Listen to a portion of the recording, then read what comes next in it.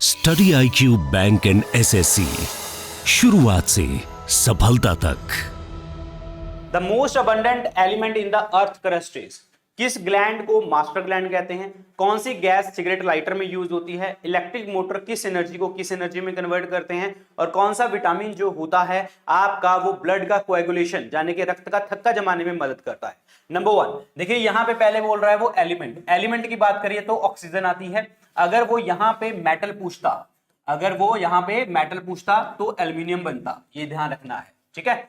और master gland किसे कहते हैं हमारी बॉडी में? पीयूष ग्रंथि, जिसे हम पिट्यूटरी ग्लैंड के नाम से जानते हैं, थर्मोस्टेट के नाम से जानते हैं, टेम्परेचर मेंटेन करके रखता है। सिगरेट लाइटर में वही गैस यूज होती है जो एलपीजी में यूज होती है, and that is called butane. Liquefied petroleum gas में ब्यूटेन यूज होती है। लेकिन सिगरेट लाइटर का अगर वो खुला छोड़ दिया जाए वो स्मेल नहीं आती, लेकिन एलपीजी का गैस का सिलेंडर अगर खुला छोड़ दिया जाए तो आपको स्मेल आती है। वो स्मेल इसीलिए आती है क्योंकि एलपीजी गैस सिलेंडर के अंदर एक स्मेलिंग एजेंट डाल दिया जाता है, उसे हम क्या कहते हैं? इथाइल मरकैप्टन के नाम से जानते हैं, इथाइल मरकैप्टन। इलेक्ट्रिक मोटर किस एनर्जी को कन्वर्ट करती है? अब देखो, इलेक्ट्रिक मोटर चलाने के लिए आप क्या करते हो? इलेक्ट्रिसिटी देते हो और वो अपना काम करना स्टार्ट कर देती है। तो इसका मतलब इलेक्ट्रिकल से मैकेनिकल एनर्जी कन्वर्ट हो रही है, इलेक्ट्रिकल एनर्जी से मैकेनिकल एनर्जी कन्वर्ट हो रही है, यानी कि इलेक्ट्रिकल से यांत्रिक ऊर्जा कन्वर्ट हो रही है। कौन सा विटामिन जो है ब्लड कोएगुलेशन में मदद करता है, रक्त का थक्का जमाने में? एंड दैट इज विटामिन के, ठीक है, विटामिन के। और विटामिन के को हम और क्या कहते हैं? फिलोक्विनोन, फिलोक्विनोन, ये याद रखना है।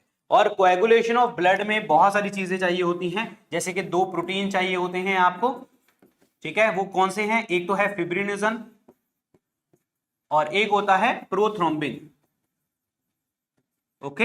इन दोनों में से जो इसेंशियल होता है वो होता है fibrinogen. This is the essential, बहुत जरूरी आवश्यक है। This is the essential protein for the blood clotting, clear. ये फिब्रिनोजन है, प्रोथ्रोम्बिन है, कैल्शियम है जो कि एक मिनरल है, और एक आपका विटामिन है, दैट इज विटामिन के। चलिए जी आगे बात करते हैं।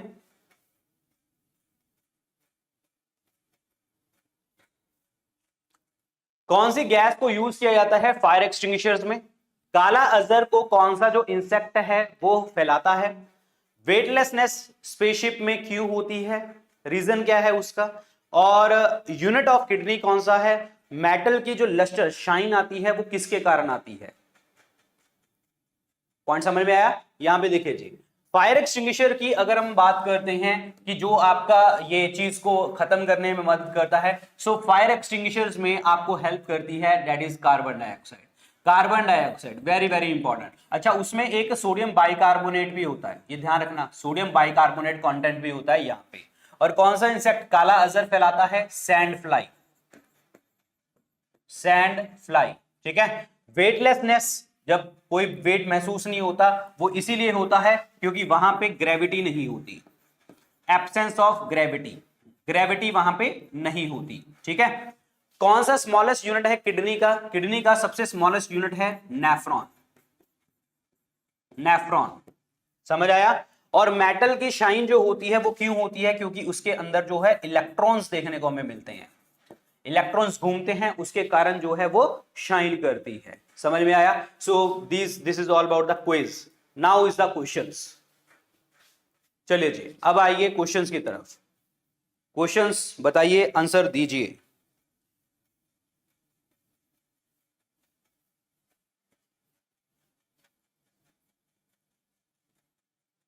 फाउंडर ऑफ इंडियन एटोमिज्म, इसके फाउंडर कौन है? और इसमें हम बात करते हैं कि जो एटम्स होते हैं वो कैसे मिलके आपके कॉम्प्लेक्स चीजें बना देते हैं। छोटे छोटे एटम्स मिलते हैं और मिलके बड़ी चीज बना देते हैं, एटोमिज्म, ठीक है। तो देखिए जी, फाउंडर ऑफ एटोमिज्म की बात करते हैं। अगर मैं कपिला की बात करता हूं तो ये इन्होंने सांख्या दर्शन हमें बताया था, सांख्या दर्शन, ठीक है। और महर्षि गौतम की बात करते हैं तो यहां पे न्याय दर्शन इन्होंने बताया था। पतंजलि ने हमें योगा दर्शन बताया था। और जो कन्नड़ है ये विशेषिका, तो ये इन्होंने बताया था आपको, दैट इज एटोमिज्म के बारे में। तो आंसर नंबर सी। वैसे अगर मैं साइंस की बात करता हूं तो एटॉमिक थ्योरी किसने दी थी? डाल्टन ने। एटॉमिक थ्योरी किसने दी थी? डाल्टन ने, ये याद रखना, ठीक है। डाल्टन ने दी थी। ये याद रखिए, answer number C is the correct one. Kanada, the father of atomic theory. NABARD जो है इनमें से किसके साथ एसोसिएट करता है? नाबार्ड। नाबार्ड 1982 में बना था। कब? 12 जुलाई को। 12 जुलाई को 1982 में बना था आपका, ठीक है। और किस कमेटी की रिकमेंडेशन से? शिवरमन कमेटी की रिकमेंडेशन से बना था, ठीक है। और क्रैफी कार्ड, क्योंकि क्रैफी कार्ड कमेटी थी, उसके चेयरपर्सन शिवरमन थे, तो शिवरमन कमेटी या क्रैफी कार्ड कमेटी की रिकमेंडेशन से बना था। और ये 12 जुलाई 1982 को बना और इसके हेडक्वार्टर कहां पे बने थे? मुंबई में, ठीक है। और ये है क्या? This is the national bank for agriculture and rural development. तो एग्रीकल्चर और रूरल डेवलपमेंट के लिए बात करते हैं मेनली, तो यहां पे आंसर क्या बनेगा आपका? सी ऑप्शन बनेगा। सो ग्रामीण विकास के साथ ये संबंधित है, answer number C. Clear? Answer number C. NABARD के साथ एक फंड एसोसिएट करता है जिसे हम क्या कहते हैं? RIDF fund. This is the rural infrastructure development fund. Rural infrastructure development fund. समझ में आया? तो आंसर इसमें क्या बनेगा? सी ऑप्शन बनेगा करेक्ट आंसर, नाबार्ड। समझ में आया आप लोगों को? तो गांव में विकास करने में, इन सब चीजों में आपको हेल्प करता है नाबार्ड। अगर तुमसे पूछा नाबार्ड है क्या? नाबार्ड एक बैंक है, डेवलपमेंट बैंक है, जो चीजों को आगे बढ़ाने में मदद करता है, डेवलपमेंट बैंक। आंसर नंबर सी।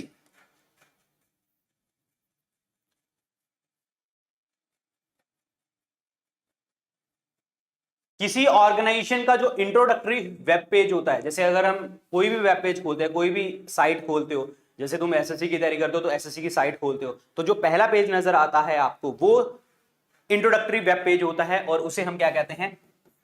Home page. क्या कहते हैं? Home page. क्लियर? जैसे तुम्हारे मोबाइल फोन का screen, that is a home page. उसके बाद ही अंदर अंदर घूमाते हो कि हाँ क्या क्या चीजें हैं उसमें, तो that is called home page. Answer number C. चलिए, ये स्टेटमेंट जो है आपका तमसोमा ज्योतिर्गमाया, ये वर्ड कहां पे मेंशन है? यहां पे इसका मतलब क्या होता है? From darkness to the light, यानी कि अंधेरे से हम लाइट की तरफ जा रहे हैं, ये इसका स्टेटमेंट है। इस वर्ड का मतलब ये है, तमसोमा ज्योतिर्गमाया का यही स्टेटमेंट है। ये कहां पे सबसे पहली बार कौन से उसमें देखने को आपको मिला था? किस चीज में देखने को मिला था? So that is seen in the Brihadaranyaka Upanishad. तो ये हमें उपनिषद में देखने को मिला था, तो आंसर नंबर 1 बृहदरनायका उपनिषद में देखने को हमें मिला था। Answer number 1। उपनिषद होते क्या हैं? फिलोसॉफिकल टेक्स्ट, मनोवैज्ञानिक कहानियां, फिलोसॉफिकल टेक्स्ट, ठीक है। और उपनिषद कितने हैं टोटल? 108 उपनिषद हैं। पुराण कितने हैं? 18। और सबसे पुराना मत्स्य पुराण है आपका। महाकाव्य किसे कहते हैं? महाकाव्य जो होता है, महाकाव्य जिसे सबसे बड़ा महाकाव्य कौन सा है? महाभारता, ठीक है, जिसे हम और क्या कहते हैं? जय संहिता। और इसको लिखा किसने था? जय संहिता को लिखा मतलब महाभारता को वेद व्यास जी ने लिखा था। और अकबर के टाइम पे महाभारत को रजमनामा में कन्वर्ट किया गया था और पर्शियन भाषा में, ठीक है। और किसने किया था? बदौनी और फैजी, दोनों ने मिलकर किया था। फैजी ने पहला पेज लिखा था, प्रीफेस जिसे हम कहते हैं, बाद में बदौनी ने इसको कन्वर्ट किया था। षड दर्शन, जिसमें 6 दर्शन की बात करते हैं, वही जो हमने पहली बात करी थी, जैसे कि आपका वो न्याय गौतमा, ठीक है, और कन्नड़ एटॉमिक थ्योरी और योगा ये पतंजलि, ये सारे जो हैं वो षड दर्शन है, 6 दर्शन में आते हैं। तो आंसर इसमें क्या बनेगा जी? आपका ए ऑप्शन बनेगा। और एक उपनिषद के बारे में एक और क्वेश्चन, हमारा वर्ड सत्यमेव जयते कौन से उपनिषद में लिखा हुआ है? इट्स मुंडक उपनिषद। मुंडक उपनिषद, सत्यमेव जयते, मुंडक उपनिषद। चलिए जी आगे बात करते हैं। गौतम बुद्ध जी का जो जन्म हुआ है वो कहां पे हुआ है? गौतम बुद्ध जी का जन्म कहां पे हुआ है? बड़ा सिंपल सा क्वेश्चन है। गौतम बुद्ध, बुद्ध वर्ड का मतलब क्या है? That is the light of Asia. Light of Asia, Asia की ज्योति, ठीक है। और बुद्ध किसे कहते थे? बुद्ध कहते थे इनलाइटेंड वन को। इनलाइटेंड वन का मतलब जिसको निर्वाण प्राप्ति हो चुकी हो, इनलाइटेंड वन, निर्वाण प्राप्ति। अब गौतम बुद्ध का जन्म हुआ कहां पे है? लुम्बिनी में। लुम्बिनी में, answer number D, Lumbini near Kapilavastu. और ये है कहां पे, ये मतलब किस में लिखा हुआ है, रुमनदेई पिल्लर में। ये रुमनदेई पिल्लर लिखा नहीं हुआ, रुमनदेई पिल्लर जो अशोक ने बनाया था वो इसके पास ही बनाया था, that is the near the Lumbini, मतलब इनके जन्म स्थान पे। Answer number D. कपिल वस्तु। सारनाथ, सारनाथ में इन्होंने फर्स्ट सरमन दिया था, पहला उपदेश दिया था, जिसे धर्म चक्कर परिवर्तन के नाम से जानते हैं। और किसको दिया था, 5 अपने अनुयायियों को दिया था, याद रखना। बोध गया क्या है, जहां पे इनको निर्वाण प्राप्ति हुई थी, इनलाइटनमेंट मिली थी, और किसके नीचे, पीपल ट्री के नीचे। पीपल ट्री का मतलब यहाँ पे क्या है, ये मतलब पेड़ है, और इसे हम और बाद में क्या कहने लग गए थे, बोधि ट्री कहने लग गए थे, बोधि ट्री। इस बोधि ट्री को तोड़ के मतलब काट किसने दिया था, शशांक ने, शशांक रूलर, जो कि गरुड़ वंश का रूलर था बंगाल से, ठीक है। तो शशांक ने इसको काट दिया था, लेकिन बाद में इसी जगह के ऊपर जो अशोक की बेटी है संघमित्रा, उन्होंने एक पेड़ लगा दिया था, जो आज भी हमें कहते हैं कि वो बोधि ट्री है। तो answer number D is the correct answer, answer number D. Clear, that is धर्म चक्र परिवर्तन, टर्निंग ऑफ व्हील, और लुम्बिनी में इनका जन्म स्थान। नेक्स्ट, इनमें से कौन सी बुक है जो कि किश्वर देसाई द्वारा लिखी गई है। किश्वर देसाई, ये नाम याद करना पड़ेगा आपको, ठीक है, बुक का नाम याद करने का, और ज्यादा इसमें ज्यादा घुसने की कोशिश मत करना। किश्वर देसाई की बुक है witness the night, witness the night, बस ये याद रखना है। Answer number C, witness the night. Next, ILO का फुल फॉर्म बताइए क्या होता है। ILO, this is the International Labour Organization. Answer इसमें क्या बनेगा, option A is the correct answer. International Labour Organization 1919 में बनी थी। हेडक्वार्टर कहां पे है, जिनेवा में है, आपको देखने को मिलते हैं इसके। और पहली ऑर्गेनाइजेशन बनी थी, ठीक है, वर्ल्ड की पहली ऑर्गेनाइजेशन यही थी। और जब आपका जो है फर्स्ट वर्ल्ड वॉर खत्म हुआ था, फर्स्ट वर्ल्ड वॉर, उसके बाद ये ऑर्गेनाइजेशन बनी थी। फर्स्ट वर्ल्ड वॉर 1914 से लेके 1918 में, फिर उसके बाद वर्सैलिस, ट्रीटी ऑफ वर्सैलिस हुई थी, वर्सैलिस की संधि, उसके बाद आपकी इंटरनेशनल लेबर ऑर्गेनाइजेशन बनी थी। और इसका जो दिन होता है labour day, that is the 1 May, 1 May is the labour day. तो answer number 1 is the correct answer, answer number 1। मुझे कमेंट सेक्शन में लिख के बताएंगे कि हाँ, आईएलओ के जो चेयरपर्सन है उनका नाम और वो किस कंट्री से बिलोंग करते हैं। ये दोनों क्वेश्चन आप मुझे कमेंट सेक्शन में लिख के बताएंगे, ठीक है, ये याद रखें। Answer number 1, International Labour Organization. चलिए जी, आगे भी बड़ा सिंपल सा क्वेश्चन है ये वाला। ये बुक किसने लिखी है, poverty and un British rule in India. Poverty and un British rule in India पुस्तक लिखी है दादाभाई नौरोजी जी ने। दादाभाई नौरोजी जी को हम और क्या कहते हैं, grand old man of India के नाम से जानते हैं, ठीक है। और दादाभाई नौरोजी जो हैं आपके, ये लिंक करते हैं कहां पे, ये पहले पर्सन, फर्स्ट पर्सन जो हाउस ऑफ कॉमन में बैठे थे। हाउस ऑफ कॉमन में 1892 में फिन्सबरी, 1892 फिन्सबरी में बैठे थे, लिबरल पार्टी से आपके इलेक्ट हुए थे, लिबरल पार्टी से, ये याद रखना है।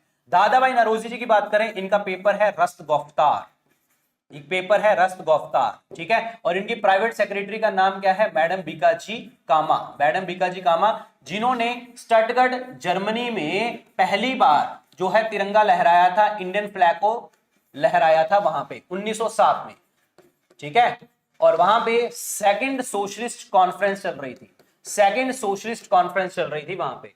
अमर्त्य सेन जी को 1998 में नोबेल पुरस्कार मिला था, नोबेल पुरस्कार मिला था, और किस चीज के लिए, वेलफेयर इकोनॉमिक्स के लिए, वेलफेयर इकोनॉमिक्स के लिए इनको नोबेल पुरस्कार मिला था। तो आंसर नंबर 1, ठीक है, दादाभाई नौरोजी। दादाभाई नौरोजी ने तो और भी बहुत सारी चीजें बताई हमें, ड्रेन ऑफ वेल्थ के बारे में बताया है, ठीक है। और उसके बाद 1906 कलकत्ता सेशन में इन्होंने पहली बार वर्ड यूज किया था, आईएनसी में स्वराज वर्ड यूज किया था। लेकिन एक्चुअली स्वराज वर्ड दिया किसके द्वारा गया है, दयानंद सरस्वती जी द्वारा दिया गया है। तो answer number 1, Dadabhai Naoroji, the grand old man of India. चलिए जी, आगे बात करते हैं।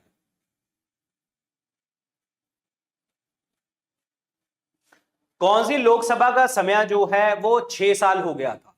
हम बात करते हैं कि 5 साल से लोकसभा का कार्यकाल 6 साल हो सकता है, यानी कि 1 साल बढ़ सकता है at the time of national emergency. और ये ऐड किया गया था 42nd अमेंडमेंट एक्ट 1976 में। तो कहने का मतलब ये है कि 76 के बाद वाली जो चीज होगी उसमें आपका ऐड किया गया होगा, ठीक है ना, तो उसमें आपका ऐड किया गया होगा, सीधी सी बात है, ठीक है ना। तो अब क्वेश्चन यहां पे ये है कि लोकसभा का समय 6 साल हो गया है, किस टाइम पे, वो आपकी कौन सी लोकसभा थी, 5वीं थी, 7वीं थी, 9वीं थी, 11वीं थी, बताइए जी कौन सी थी। तो that was the 5th Lok Sabha, 5वीं लोकसभा में हुआ था ये। और ये एक साल जो बढ़ गया था वो किसके टाइम पे हुआ था? इंदिरा गांधी जी के टाइम पे देखने को हमें मिला था, जो प्रधानमंत्री थी उस टाइम पे। और उस टाइम पे प्रेसिडेंट कौन थे?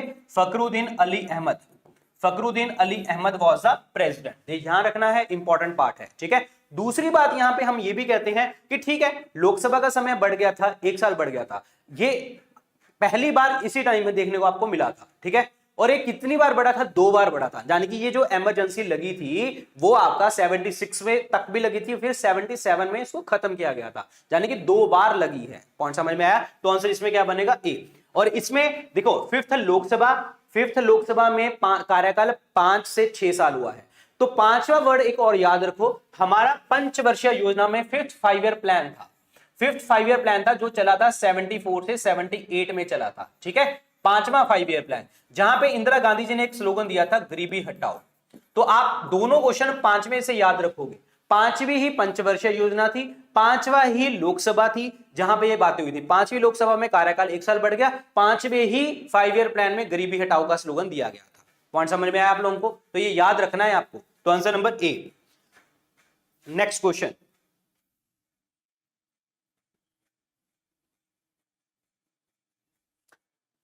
भारत रत्न जो आपका हाईएस्ट सिविलियन अवार्ड है, जब वो होम मिनिस्टर थे तो उनको दे दिया गया था। होम मिनिस्टर थे उनको दे दिया गया था। कौन है ये पर्सन जो होम मिनिस्टर थे?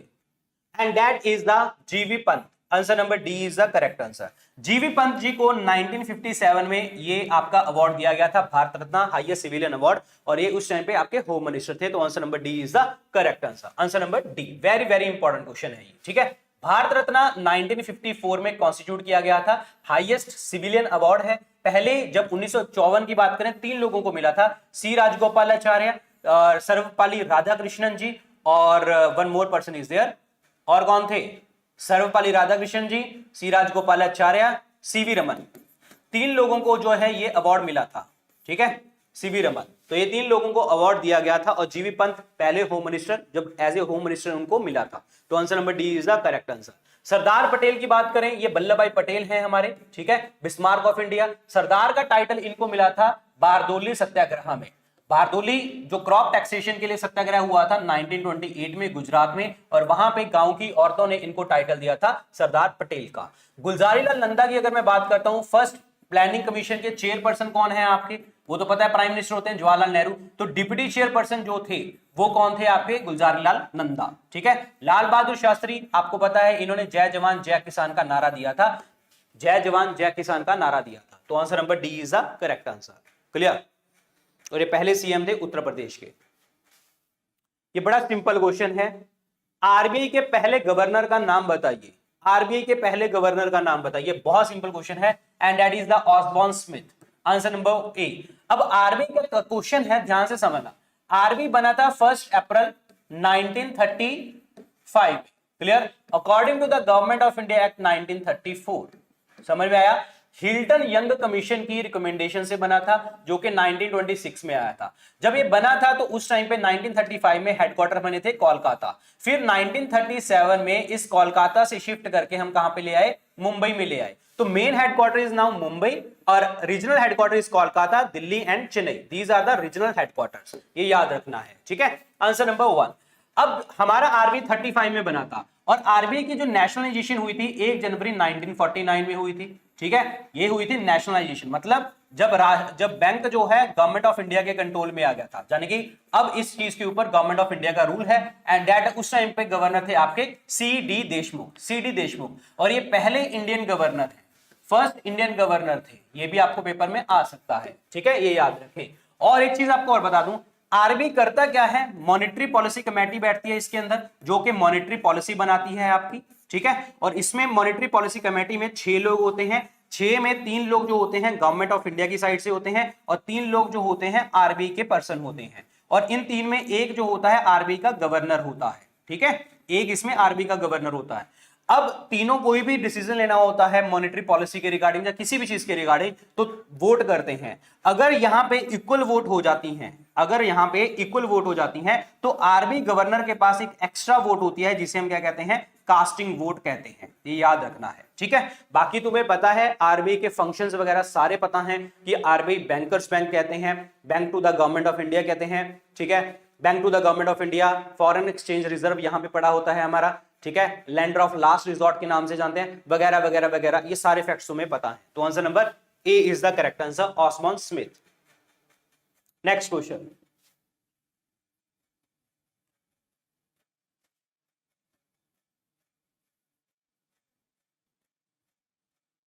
नियोलिथिक एज, जब नवपाषाण काल था आपका, evidence of agriculture has been found at the north west region of the Indian subcontinent.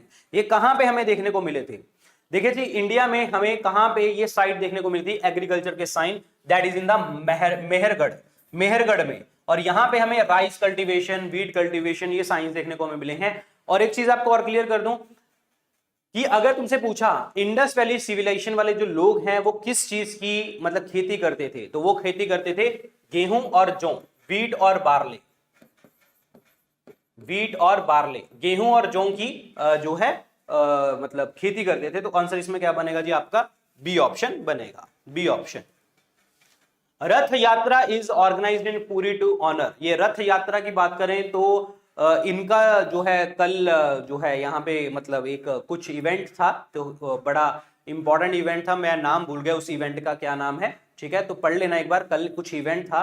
तो रथ यात्रा जो है लॉर्ड जगन्नाथ जी के साथ संबंधित है, answer number C is the correct answer, Lord Jagannath, ठीक है। जगन्नाथ पुरी टेंपल है और उड़ीसा में है ये। उड़ीसा में आपके बहुत सारे टेंपल्स देखने को मिलते हैं, लिंगराज टेंपल है आपका, ठीक है, और ये जगन्नाथ टेंपल है आपका, और यहाँ पे चिलिका लेक देखने को आपको मिलती है जो कि आपकी लेगून लेक है। और यहाँ पे जो है ऑलिव रिडले टर्टल जो है मास नेस्टिंग करते हैं, कहाँ पे? गाहिर माथा बीच के ऊपर, गाहिर माथा बीच के ऊपर, ठीक है। और ये उस मास नेस्टिंग के प्रोसेस को जब ये ऐसे ग्रुप में बना के बैठते हैं तो उसको हम क्या कहते हैं? अरीबदा, क्या कहते हैं? अरीबदा के नाम से जानते हैं, क्लियर। और उसके बाद अगर हम बात करें यहाँ पे किंग खारवेल की हाथी गुम्फ इंस्क्रिप्शन भी देखने को हमें मिलती है, हाथी गुम्फ इंस्क्रिप्शन किंग खारवेल की, खारवेल किंग की, वेरी वेरी इंपॉर्टेंट पॉइंट, समझ में आया, ठीक है। और यहाँ पे उदयगिरी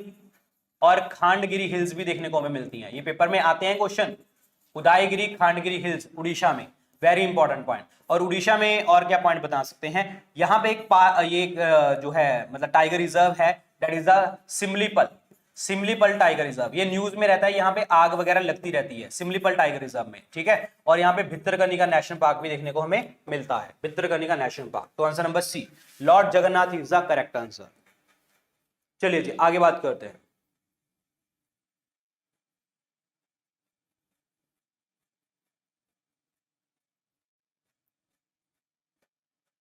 नेक्स्ट क्वेश्चन, बालाकोट क्या है? बालाकोट, व्हाट इज बालाकोट जी?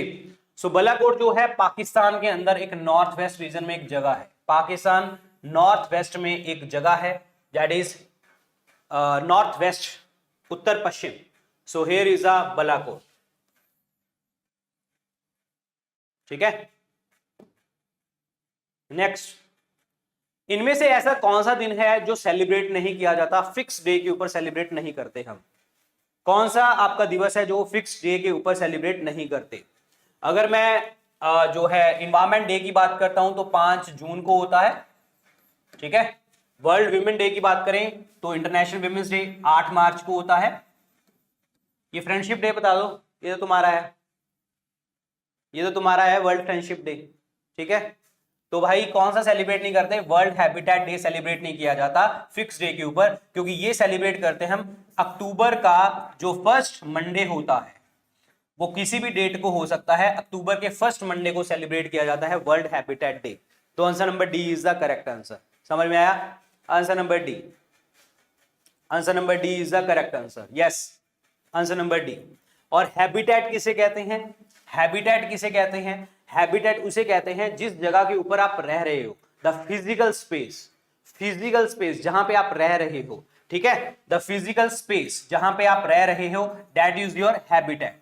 अगर उस हैबिटेट में तुम कुछ काम कर रहे हो, जैसे तुम्हारा घर है वो हैबिटेट है, तो अगर आप उसमें कुछ काम कर रहे हो, कोई फंक्शन कर रहे हो, भाई सब्जी लेके आ रहे हो, खाना बना रहे हो, पानी भर रहे हो, कुछ भी कर रहे हो, तो वो तुम्हारा फंक्शन हो गया।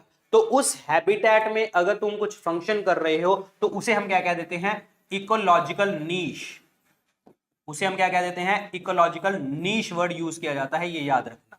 पॉइंट समझ में आया? दोनों क्वेश्चन इंपॉर्टेंट है, पेपर में आते हैं। क्लियर? तो आंसर इसमें क्या बनेगा जी, डी ऑप्शन बनेगा। चलिए आगे क्वेश्चन बात करते हैं। इनमें से आपको कथन बताना है आपका कौन सा सही है एज पर आर्टिकल 352। सबने रट्टा मार रखा होता है कि आर्टिकल 352 जो होता है वो नेशनल इमरजेंसी के लिए होता है। लोकसभा राज्यसभा यानी कि पार्लियामेंट मिलकर पास करती है आपको, और 6 महीने के लिए लगती है। 6 महीने एक्सटेंड होती रहती है, और at the end maximum unlimited time के लिए हो सकती है जब तक प्रॉब्लम सॉल्व नहीं हो जाती। ठीक है, अब बात यहां पर यह है कि इमरजेंसी के रिगार्डिंग आपको पॉइंट्स बताने हैं, ये क्या है। तो it is proclaimed by the president, yes, राष्ट्रपति घोषित करते हैं। और it should be approved by parliament with in the 2 month, ना 1 महीने में पास करना होता है। तो it should be approved by parliament with in 1 month, yes, ये बिल्कुल सही है, 1 मंथ के अंतर्गत। It should be approved by parliament bye simple majority, ना, वो स्पेशल मेजोरिटी चाहिए होती है इसको अप्रूव करने के लिए। क्लियर? उसके बाद लिखा हुआ है आपका इट कैन बी रिवोक्ड, मतलब इसको खत्म किया जा सकता है सिंपल मेजोरिटी द्वारा, यस, खत्म सिंपल मेजोरिटी द्वारा किया जाएगा, लेकिन जब इसको लागू किया जाएगा तो स्पेशल मेजोरिटी चाहिए होगी। तो ये 2/3 से नहीं होगा। It can be approved in the joint session, नहीं, जॉइंट सेशन इस केस में नहीं हो सकता, नॉर्मल बिल के केस में होता है। तो इसमें ऑप्शन देखो क्या सही बने, 1, 3, 5 और 6, 1, 3 और 5 और 6, ये बनेगा सी ऑप्शन, 1, 3, 5 और 6। पॉइंट समझ में आया? तो आंसर इसमें क्या बनेगा, C option, 1, 3, 5, 6 is the correct answer, 1, 3, 5, 6। Clear? तो this is the national emergency. और नेशनल इमरजेंसी जो है 1962 में लगी थी इंडिया चाइना के टाइम पे, और ये रीजन बनाया था एक्सटर्नल एग्रेशन। एक्सटर्नल एग्रेशन 1971 में लगी थी, इंडिया पाकिस्तान की वॉर हुई थी आपकी, and that reason was the war. ठीक है, 75 में लगी थी इंदिरा गांधी जी के टाइम पे, मैंने तुम्हें बताया था अभी, इंदिरा गांधी जी के टाइम पे Fakhruddin Ali Ahmed was the president, और इनका रीजन क्या था, इनका रीजन था आपका इंटरनल डिस्टर्बेंस, सॉरी, हाँ, इंटरनल डिस्टर्बेंस, आंतरिक असंतुलन। फिर हमने इंटरनल डिस्टर्बेंस वर्ड चेंज कर दिया था, वो आपका वर्ड चेंज हुआ है 44th अमेंडमेंट एक्ट द्वारा, और ये अमेंडमेंट के द्वारा हमने वर्ड क्या चेंज किया, आर्म्ड रेबेलियन। आर्म्ड रेबेलियन मतलब सैन्य विद्रोह। अब कोई आंतरिक असंतुलन से नहीं लगेगा आपका, आर्म्ड रेबेलियन से ये जो है चीजें चेंज होंगी। तो आंसर नंबर क्या बनेगा जी आपका, सो सी ऑप्शन बनेगा करेक्ट आंसर। चलिए जी आगे बात करते हैं। जीएसटी के बारे में क्वेश्चन है, जीएसटी के लिए कौन सी अमेंडमेंट थी, ये सबको पता है, 101 अमेंडमेंट एक्ट 2016, ये आपकी इस चीज के लिए थी। This is very very important point. Clear? और 100 अमेंडमेंट किस चीज के लिए थी, 100 अमेंडमेंट थी लैंड बाउंड्री एग्रीमेंट के लिए, जो इंडिया और बांग्लादेश के बीच में साइन हुई थी, इंडिया और बांग्लादेश के बीच में साइन हुई थी। समझ में आया? क्लियर? Answer number D.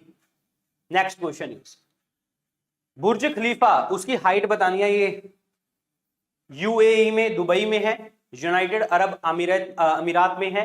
तो बुर्ज खलीफा की जो हाइट है वो क्या है, बुर्ज खलीफा की हाइट क्या है, तो that is the 8 to 9 metre, 8 to 9 metre, answer number 1। ठीक है, ये बुर्ज खलीफा की जो हाइट है वो बढ़ती घटती रहती है। ऐसा क्यों होता है, बढ़ती घटती रहती है, ऐसा क्यों होता है पता है आपको? बुर्ज खलीफा की जो हाइट है वो बढ़ती घटती रहती है, ऐसा क्यों होता है? इसका रीजन क्या है, इसका रीजन है, जैसे वो होता है ना जो आपके एक्सपेंशन, एक्सपेंशन एंड कॉन्ट्रैक्शन, वो वाली चीज। एक्सपेंशन का मतलब क्या है कि जब गर्मियां होती हैं तो वो एक्सपैंड करता है, खुल जाता है, मतलब खुलने का मतलब जो मेटल्स वगैरह यूज हुई हुई हैं, ठीक है, वायर्स वगैरह यूज हुई हुई हैं, तो वो खुल जाती हैं, एक्सपैंड कर जाते हैं, तो उसकी हाइट थोड़ी सी अप हो जाती है। और अगर गर्मी में सर्दी में बात करें तो कॉन्ट्रैक्शन, जैसे ये नहीं होती वायर्स, नहीं होती घर के बाहर देखो वायर्स, अभी गर्मियां स्टार्ट हो गई हैं तो अपने घर के जो वायर्स जो ये चल रही होती हैं वो कैसे लटक रही होती हैं, गर्मियां हो गई हैं। अगर सर्दियों में देखें तो पूरी ऐसे कड़क हो जाती हैं, थर्मल एक्सपेंशन की बात है यहाँ पे। ठीक है, तो ये ध्यान रखना। चलिए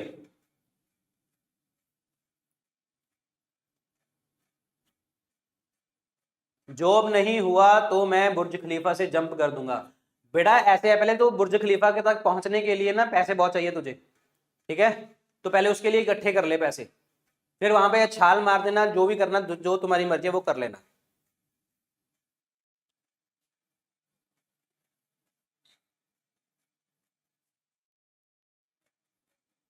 आ जाओ जी यहां पे, फटाफट बताइए इसका आंसर। जो ब्लड अगर हम आर्टिफिशियल किडनी से फिल्टर कर देते हैं, तो फिल्टर करते हैं तो उसको हम क्या कहते हैं, दैट इज कॉल्ड डायलिसिस। उसको हम डायलिसिस कहते हैं। आर्टिफिशियल किडनी वर्ड यूज किया हुआ है, ऑपरेशन की बात आ रही है, तो दैट मींस डायलिसिस इसका राइट आंसर बनेगा। अब काफी बच्चे इसका आंसर जो है अल्ट्रा फिल्ट्रेशन लगा रहे हैं। अल्ट्रा फिल्ट्रेशन का मतलब आपकी नेचुरल किडनी जो अगर फिल्टर करती है तो उस प्रोसेस को अल्ट्रा फिल्ट्रेशन कहते हैं, ध्यान रखना। तो इसका आंसर डायलिसिस बनेगा। एटॉमिक बम जो होता है वो किस चीज के ऊपर आधारित होता है? एटम बम जो होता है वो अनकंट्रोल्ड न्यूक्लियर फिजन, मतलब विखंडन के ऊपर, जो कि अनकंट्रोल्ड होगी। अनकंट्रोल्ड न्यूक्लियर फिजन, क्लियर होगी, uncontrolled nuclear fission, clear. Animal के अंदर जो ग्लूकोज होती है वो स्टोर कैसे होती है? In the form of glycogen. Glycogen, और एक ग्लाइकोजन स्टोर कहां पे होती है? मसल्स में, ठीक है, और लीवर में, लीवर और मसल्स में। The metal constituent of the chlorophyll is, जो क्लोरोफिल के अंदर जो मेटल होता है वो क्या होता है?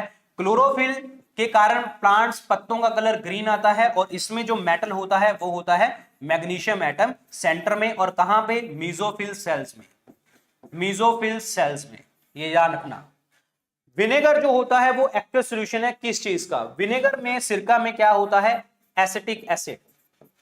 क्या होता है? Acetic acid, clear. और एसिटिक एसिड को हम और क्या कहते हैं? Ethanoic acid, ethanoic acid. और क्या कहते हैं हम लोग? CH3, फॉर्मूला मतलब COOH, CH3COOH, क्लियर, याद रखना। चलिए आगे बात करते हैं। Speed of light with the rising temperature of the medium क्या होगा? जैसे मीडियम का टेम्परेचर अगर बढ़ जाता है और स्पीड के ऊपर कोई फर्क पड़ेगा? नहीं, रिमेन सेम, रिमेन सेम। और स्पीड ऑफ लाइट कितनी होती है? स्पीड ऑफ लाइट होती है 3 × 10⁸ मीटर पर सेकेंड, या फिर 3 × 10⁵ किलोमीटर पर सेकेंड, ये स्पीड होती है यहां पे। पेनिसिलिन को डिस्कवर, इन्वेंट किसने किया था? पेनिसिलिन जो है एंटीबायोटिक है आपकी, एंटीबायोटिक, और ये फंगस से ढूंढा गया था। और ये फंगस कौन सा है आपका? That is Penicillium notatum, Penicillium notatum. और किसने ढूंढा था? अलेक्जेंडर फ्लेमिंग ने, अलेक्जेंडर फ्लेमिंग। आप मुझे कमेंट सेक्शन में लिख के बताएंगे जो अलेक्जेंडर फ्लेमिंग है ये कौन सी कंट्री से बिलोंग करते हैं? कमेंट सेक्शन में लिख के बताएंगे कौन सी कंट्री से बिलोंग करते हैं। आगे बात करते हैं। किस गैस को स्ट्रेंजर गैस के नाम से जानते हैं? जिनॉन। जिनॉन जो है एक नोबल गैस है आपकी, ठीक है, जैसे हीलियम है, आर्गन है, क्रिप्टन है, रेडॉन है, जिनॉन है। So these are the noble gases, tasteless, odourless. Next, हमारे ह्यूमन बॉडी में सबसे बड़ी बोन कौन सी है? जो हमारी ये थाई बोन होती है, longest bone, that is called femur, ठीक है। और सबसे शॉर्टेस्ट की बात करूं, सबसे शॉर्टेस्ट वाली वो हमारे कान में होती है, that is called steps, steps, ठीक है। एस्प्रिन का जो केमिकल नेम है वो क्या होता है? जो दवाई है, और इसको बिना रिकमेंडेशन से नहीं लेते, acetyl salicylic acid, acetyl salicylic acid, this is the name aspirin. Point समझ में आया? Acetyl salicylic acid. Study IQ bank and SSC, शुरुआत से सफलता तक।